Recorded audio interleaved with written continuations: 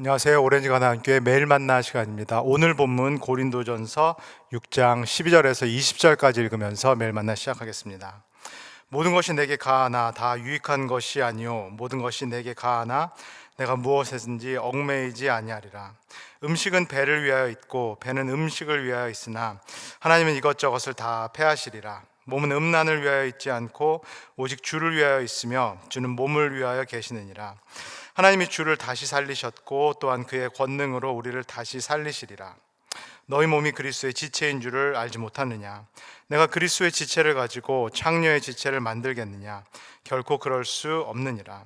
창녀와 합하는 자는 그와 한 몸인 줄을 알지 못하느냐? 일러스되 둘이 한 육체가 된다 하셨나니 주와 합하는 자는 한 영이니라.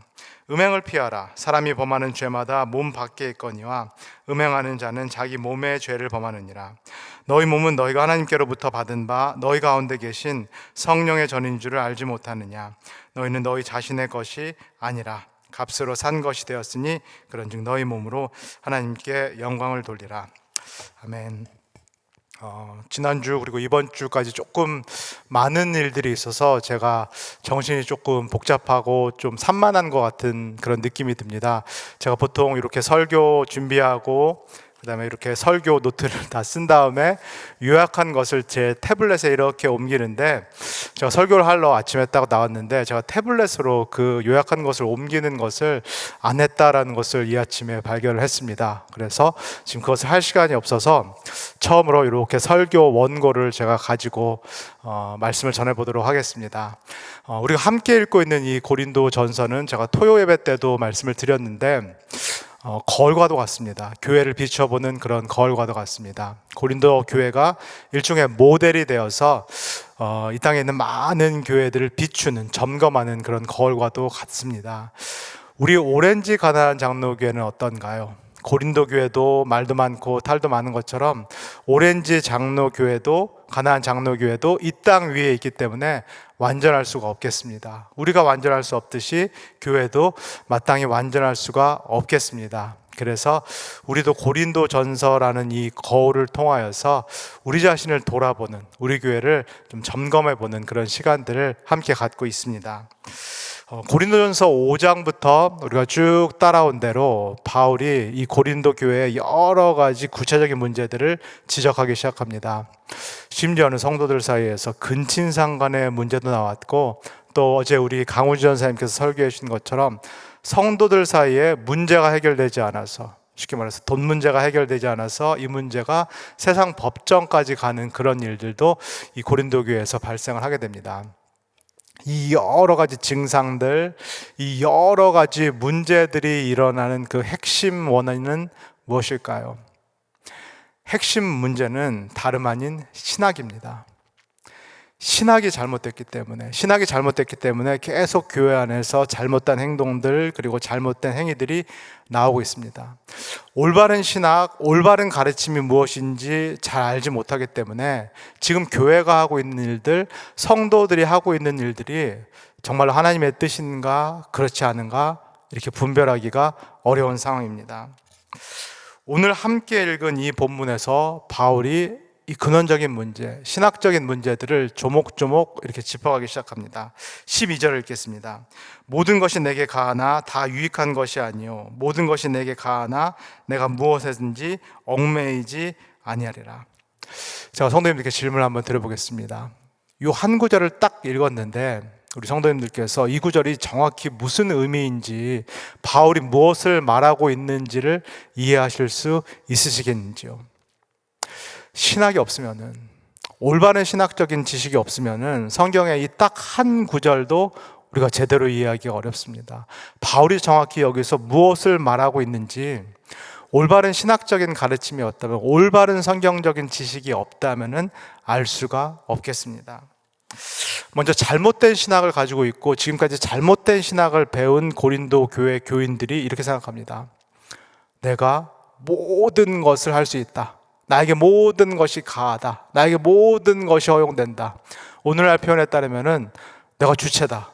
내가 개인이다. 내가 모든 것들을 선택할 수 있다라고 이 고린도 교회 교인들이 이야기를 합니다.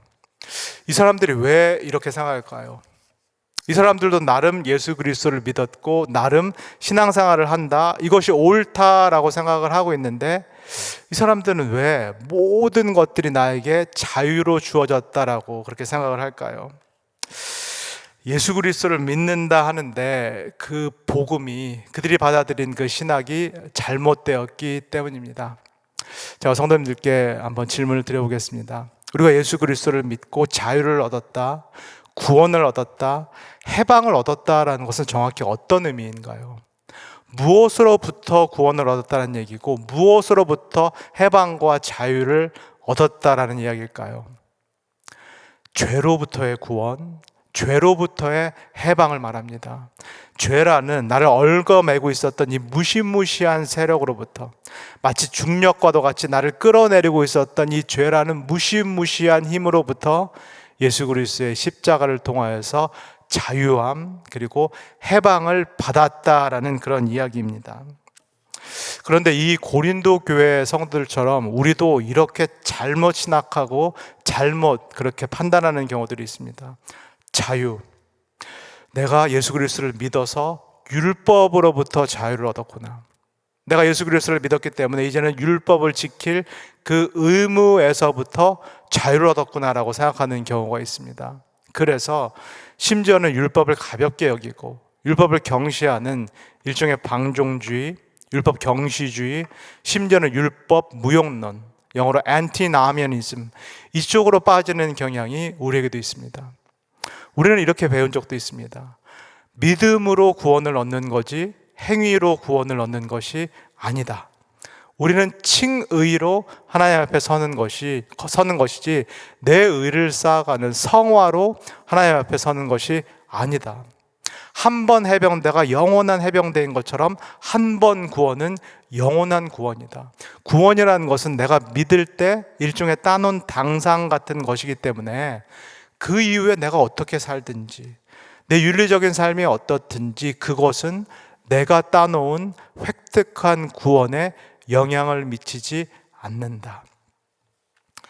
잘못된 신학입니다. 매우 잘못된 신학이고 매우 잘못된 가르침입니다. 이 신학을 교정하지 않으면, 이 가르침을 교정하지 않으면 신앙생활을 하면서 이런 일들이 발생할 수밖에 없습니다. 죄를 짓고 스스로 면죄부를 주고, 죄를 짓고 스스로 면죄부 주고 정당화하는, 죄를 짓고 주일 예배 와서 회개하고 돌아가서 죄를 짓고 주일 예배 와서 회개하는, 이렇게 다람쥐 쳇바퀴 도는 신앙을 반복할 수밖에 없습니다. 그런데 사도 바울이 말하는 참된 신학, 올바른 복음 이해는 무엇인가요? 바울은 이렇게 말합니다. 모든 것이 내게 다 가하나, 내가 예수 그리스도 안에서 자유함을 얻었으나 그러나 나는 모든 것에, 어떤 것에도 얽매이지 아니하겠다. 여기서 얽매이지 아니하겠다라는 말씀은 내가 자유롭게 살겠다라는 말씀이 아니라 나는 어떤 것에도 더 이상 지배당하지 않겠다라는 말씀입니다. 영어로 I'm not gonna be dominated or mastered by anything else. 이전에는, 예수 그리스도를 믿기 전에는 내가 이 죄의 세력에 지배를 당했다면은, 내가 나의 욕망에, 나의 자기중심성에 지배를 당하여서 거기에 끌려갔다면, 그리고 심지어는 내가 그 삶을 즐겼다면, 겉으로 보기에는 종로로 타는 것 같지만 나도 죄와 하나가 되어서 그것을 누리고 즐겼다라면은, 이제는 예수 그리스도를 믿은 이후에는 그 삶에서부터 자유하겠다. 그 어떤 것도, 그 어떤 죄의 세력과 욕망도 나를 지배하게 내버려 두지 않겠다라는 바울의 신앙적이고 그리고 실존적인 결단이 되겠습니다. 예수 그리스도를 믿기 전에는 나에게는 오직 죄를 지을 수 있는 그 자유와 능력만 있었다라면, 그래서 종로로 살 수밖에 없었더라면은, 이제 예수 그리스도를 믿은 이후에는 나는 죄를 짓지 않을 자유와 능력을 처음으로 얻은 겁니다. 예수 그리스도를 믿었기 때문에 죄를 짓지 않을 수 있는 그 자유와 능력, 그리고 이제부터 죄와 싸울 수 있는 그 은혜, 성령의 은혜를 내가 얻었기 때문에 나는 다른 어떤 것으로부터 지배당하지도 않겠다. 나는 다른 어떤 것에 휘둘리지 않고 이제는 그리스도의 종으로 살겠다. 죄의 종과 노예가 아니라 그리스도의 뜻대로 그리스도의 종으로 살겠다라는 이 실존적인 결단, 신앙적인 결단을 바울이 참된 신학이다, 올바른 가르침이다라고 이야기하고 있는 것입니다. 우리 성도님들은 신학이 뭐가 중요한지 이렇게 생각하실지도 모르겠습니다. 신학이 내 신앙생활에 뭐가 그렇게 중요한지 이렇게 생각하실지 모르겠습니다. 한번 같이 생각해 보면 좋겠습니다. 의학이 잘못되면은, 의사가 의학을 잘못 배워서 나오게 되면은 그 다음부터 일어나는 모든 의학적인 판단들, 모든 결정과 시술들은 다 잘못될 수밖에 없습니다. 법률가가 법학을 제대로 공부하지 않고 법학을 잘못 배워서 나오게 된다면은 그 다음에 일어나는 모든 법률적인 판결들, 모든 법률적인 판단과 결정들은 다 잘못될 수밖에 없습니다. 목회도 마찬가지입니다. 신앙생활도 마찬가지입니다. 신학을 잘못 배우게 되면, 또는 신학의 기초가 약하게 되면은 목회가 잘못될 수밖에 없고, 목회가 잘못되면은 교회가 잘못될 수밖에 없고, 그 교회 성도들의 신앙이 잘못될 수밖에 없겠습니다. 신학은 절대로 우리가 무시하거나 경시할 수가 없는 우리 교회에 있어서 매우 중요한 것이 되겠습니다. 이제 바울이 이 고린도 교회의 두 번째 잘못된 신학을 지적합니다. 우리 13절을 읽겠습니다. 음식은 배를 위하여 있고 배는 음식을 위하여 있으나 하나님은 이것저것을 다 패하시리라. 몸은 음란을 위하여 있지 않고 오직 주를 위하여 있으며 주는 몸을 위하여 계시느니라. 고린도 교회의 두 번째 잘못된 신학은 이것입니다. 내가 죽어서 천국에 가는데 내 영혼만 천국에 간다라는 겁니다. 구원을 받는데 내 영혼만 구원을 받는다라는 신학입니다. 예수 천당 불신 지옥인데 그것은 내 영혼에게만 해당된다라는 그런 잘못된 신학이 되겠습니다. 만약에 그렇게 생각한다라면은 우리의 실제 이 땅에서의 삶이 어떻게 될까요? 우리가 몸을 가지고, 아니 몸으로 살아가는 나의 삶은 어떻게 될까요? 두 가지 그런 문제가 발생하는데 바울이 여기서 첫 번째 문제를 이야기합니다. 쾌락주의입니다. 영혼만 중요하고 몸은 무가치하다라고 생각을 하기 때문에 이 몸을 쾌락에 맡기게 됩니다. 여기서 고린도 교회 교인들이 말하는 것, 음식은 배를 위해서 있다라는 것, 음식은 내 배를 즐겁게 하기 위한 것, 내 위를 즐겁게 하기 위한 것, 내 입을 즐겁게 하기 위한 것, 음식이라는 것은 식욕을 만족시키기 위한 것이다 라고 이 고린도 교회 교인들은 믿습니다. 그래서 맛있는 음식을 먹는 것, 오늘날 표현에 따르면 맛집을 찾아다니는 것, 몇 시간이 걸리더라도 그 앞에서 줄을 서서 이 맛있는 음식을 먹고 내 식욕을 만족시키는 것, 그리고 맛집을 못 찾으면 먹방이라도 보면서 남이 맛있게 먹는 음식을 보면서 그것을 보면서 함께 쾌락을 즐기는 것, 이것이 바로 이 음식 그리고 식욕의 목적이다. 쾌락이야말로 이 모든 것의 궁극적인 목적이다라고 이야기합니다. 만약에 이렇게 생각한다면 나는 예수 그리스도를 믿어서 죽어서 내 영혼만 천국에 간다, 구원은 따놓은 당상이다, 이 땅에서는 복을 누리자, 더 나아가서 이 땅에서는 쾌락을 누리자라는 이 생각을 만약에 성도들이 갖게 된다면, 그렇다면 몸을 우리가 어떻게 생각할 수 있는 그 위험성이 있나요? 성관계를, 섹스를 어떻게 생각할 수 있는 그 위험성이 고린도 교회 교인들에게 그리고 우리에게 있을 수밖에 없나요? 마치 음식이 배를 위한 것처럼, 이 음식이라는 것이 나의 식욕을 만족시키기 위한 것처럼, 이렇게 되면은 몸, 그 다음에 성관계, 섹스라는 것도 최종적으로 나의 성욕을 만족시키기 위한 것으로 인식되게 됩니다. 그래서 타인의 몸을 나의 성적인 욕구를 채우는 쪽으로 사용을 하게 되고, 심지어 이것이 무엇이 문제냐? 원래 이렇게 지음받은 것이 아니냐? 어차피 몸은 더럽혀진 것이 아니냐? 내 영혼이 구원을 받는데 내가 이렇게 사는 것이 내 구원에 무슨 영향을 미치는가? 그렇게 잘못된 신학, 그리고 잘못된 삶을 살아갈 수밖에 없게 되는 것입니다. 우리 성도님들은 어떻게 생각하시나요? 이게 맞을까요? 이게 과연 성경이 말하는 진리일까요? 이게 참된 신학이고 참된 가르침일까요? 잘못된 신학이 이렇게 무섭습니다. 교회의 잘못된 가르침이 이렇게 무섭기 때문에 우리가 올바른 신학적인 가르침을 분명히 배워 알아야겠습니다. 사도 바울이 이 문제에 대한 신학적인 교정 작업을 합니다. 14절을 읽겠습니다. 하나님이 주를 다시 살리셨고 또한 그의 권능으로 우리를 다시 살리시리라. 하나님께서 주 예수 그리스도를 다시 살리셨다라고 말씀하시는데, 우리가 부활절을 통과했고 또 부활절 그 이후 설교 시리즈를 제가 쭉 해드린 것처럼 하나님께서 예수 그리스도의 무엇을 살리셨나요? 예수 그리스도의 영혼만 살리셨나요? 예수 그리스도의 영혼만 구원하셨나요? 그렇지 않습니다. 예수 그리스도의 영혼뿐만 아니라 예수 그리스도의 몸을 하나님께서 일으켜 세우셨다, 구원하셨다라고 말씀합니다. 부활이라는 것은 몸의 부활을 포함합니다. 부활이라는 것은 부활체를 말합니다.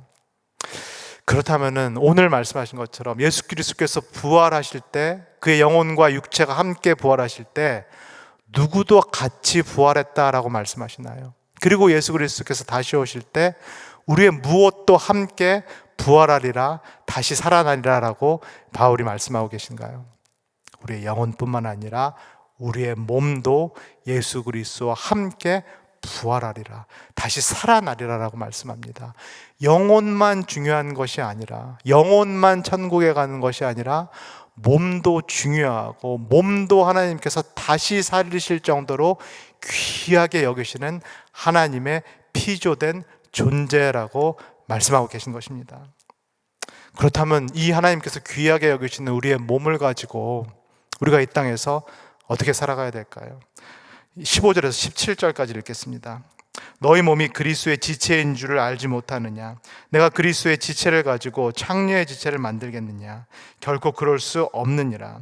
창녀와 합하는 자는 그와 한 몸인 줄을 알지 못하느냐? 일렀으되 둘이 한 육체가 된다 하셨으니 주와 합하는 자는 한 영이니라. 중요한 것은 이것입니다. 정말로 내가 예수 그리스도를 올바로 믿고 있다면, 내가 정말로 예수 그리스도 하나님이 주시는 그 믿음을 올바르게 선물로 받았다면은 이제부터 나는 그리스도 예수 안에 있습니다. 이제부터 나는 그리스도와 한 영, 한 몸이 되었다라고 하나님께서 우리에게 말씀을 하십니다. 우리가 결혼을 하게 되면은, 부모를 떠나서 이 배우자와 한 결혼을 하게 되면은, 한 몸을 이루게 된다라면은 그 다음부터는 내 주관적인 감정은 그렇게 중요하지 않습니다. 내가 무엇을 느끼는 것은 그렇게 중요하지 않습니다. 내가 결혼 서약을 했고 혼인신고를 했다라면 그것이 바로 객관적인 사실이 되겠습니다. 나는 그 혼인신고와 이 결혼 서약을 통하여서 배우자와 한 몸이 된 것입니다. 예수 그리스도를 믿는다라는 것도 그런 차원입니다. 내 주관적인 감정이라든가 경험이 우선시 되는 것이 아닙니다. 내가 예수 그리스도를 믿었다라는 것은 이미 내가 예수 그리스도 안에 존재한다라는 거, 예수 그리스도와 한 몸이 되었다라는 얘기입니다. 이것이 변치 않는 객관적인 사실이다라고 성경은 우리에게 말씀합니다. 그렇다면 믿음을 통하여서 예수 그리스도와 한 몸이 된 사람이, 바울이 말씀합니다, 어떻게 매춘을 할 수 있는가? 어떻게 포르노그래피를 보고 즐길 수가 있는가? 어떻게 결혼 외에서 데이트를 할 수 있는가? 어떻게 결혼 밖에서 성관계를 할 수 있는가라고 사도 바울이 우리에게 말씀합니다. 이렇게 고린도 교인들의 잘못된 신학들을 하나하나 지적하고 하나하나 교정하면서 이제 사도 바울이 마지막으로 올바른 신학 하나를 딱 세웁니다. 우리 19절에서 마지막으로 20절까지 읽겠습니다. 너희 몸은 너희가 하나님께로부터 받은 바 너희 가운데 계신 성령의 전인 줄을 알지 못하느냐? 너희는 너희 자신의 것이 아니라 값으로 산 것이 되었으니 그런즉 너희 몸으로 하나님께 영광을 돌리라. 우리의 영혼뿐만 아니라 우리의 몸이 무엇이다라고 바울이 이야기를 하고 있나요? 하나님의 성전, 하나님의 집이다라고 말씀합니다. 그 옛날 예루살렘 성전이 거룩하신 하나님의 성전 집이었던 것처럼, 그리고 교회가, 우리 성도님들이 매주일 오시는 이 교회가 하나님의 거룩한 영이 임하시는 하나님의 집, 하나님의 성전인 것처럼 우리의 몸이, 우리의 영혼뿐만 아니라 우리의 몸이 거룩한 하나님께서 계시는, 거룩한 성령께서 계시는 하나님의 집, 하나님의 성전이다라고 말씀합니다. 그리고 우리 강전사님께서 어제 설교해 주신 것처럼 이 몸을, 영혼뿐만 아니라 이 몸을 예수 그리스도께서 십자가에서 다시 사주셨다, 속량해 주셨다라고 말씀합니다. 그래서 우리는 그리스도의 소유다라고 말씀합니다. 오늘 이 아침 우리 성도님께서 함께 나눈 이 말씀을 깊이 묵상하시기를 소원합니다. 이 올바른 신학 위에 우리 성도님들의 삶을 굳건히 세우시기를 소원합니다. 그리고 내 몸이 하나님의 성전인 것을 우리가 깨달아 알아서 우리의 몸, 그리고 우리의 성을 하나님이 원하시는 대로 깨끗하고 그리고 아름답게 사용하실 수 있는 우리 모든 오렌지가 나는 교회 성도님 되시기를 주 예수 그리스도의 이름으로 간절히 소원합니다. 다 같이 기도하겠습니다. 사랑의 주님, 오늘 사도 바울을 통하여서 다시 한번 올바른 신학, 그리고 올바른 가르침의 중요성을 깨닫게 하여 주셔서 감사합니다. 하나님 아버지가 신앙생활, 교회생활을 오래 했지만 구원에 대해서 마치 따놓은 당상처럼 여겼고, 나의 윤리적인 삶, 나의 행위가 구원에 영향을 미치지 않는다라고 그렇게 잘못 생각한 것은 없는지 돌아보게 하여 주시옵소서.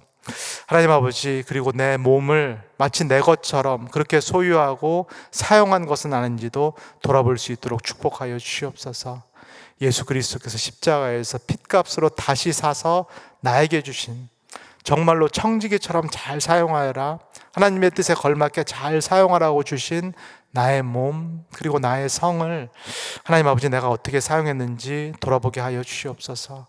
이 시간에 함께 들은 이 말씀이 우리의 심령 안으로 들어오게 하시고 우리의 마음이 변화되게 하사 하나님 아버지, 우리의 삶, 몸으로 사는 이 땅에서의 삶, 그리고 우리의 성을 하나님 주님 보시기에 아름답게 사용할 수 있도록 우리 모두를 축복하여 주시옵소서. 감사를 드리며 예수님의 이름으로 기도합니다. 아멘.